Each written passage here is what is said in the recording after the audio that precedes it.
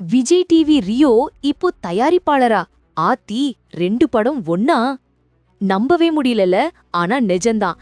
நம்ம ரியோ ராஜ் இப்போ சொந்தமா புரொடக்ஷன் ஹவுஸ் ஆரம்பிக்கிறாரு. அதுவும் சும்மா இல்ல, எடுத்த உடனே 2 படம். ஃபுல் டீடைல்ஸ் கேளுங்க. சின்ன திரையில ஆரம்பிச்சு பிளான் பண்ணி பண்ணனும் வரைக்கும் ரியோவோட கிராஃப் ஏறிட்டே தான் இருக்கு. இப்போ ராம் அண்ட் லீலா ஷூட்டிங் முடிய போகுது. ஷூட்டிங் முடியறதுக்குள்ளேயே இப்போ அடுத்த பிளான் ரெடி. இவரே ஹீரோவா நடிச்சு இவரே தயாரிக்க போறாரு. அதுவும் ஒரே நேரத்துல 2 படங்கள் லாக் பண்ணிட்டாராம். ஏற்கனவே அவர் நடிச்ச படங்கள் எல்லாமே தயாரிப்பாளர்களுக்கு லாபத்தை தான் கொடுத்திருக்கு.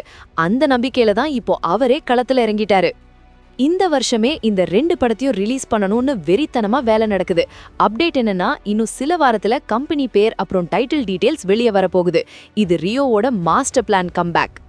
அந்த 2 படத்துல ஒன்னு பெரிய காமெடி காம்போவா, மிஸ் பண்ணிடாதீங்க. சின்ன திரையிலிருந்து வந்து இப்போ சொந்தமா படம் தயாரிக்கிற அளவுக்கு வளர்ந்திருக்க ரியோக்கு ஒரு வாழ்த்து சொல்லலாமா?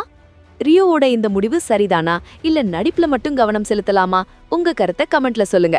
லைக் பண்ணிட்டு ஷேர் பண்ணுங்க. நம்ம தமிழ் காலி சென்ட்ரலுக்கு சப்ஸ்கிரைப் பண்ண மறந்துடாதீங்க. தமிழ் சினிமா எப்பவும் டாப்.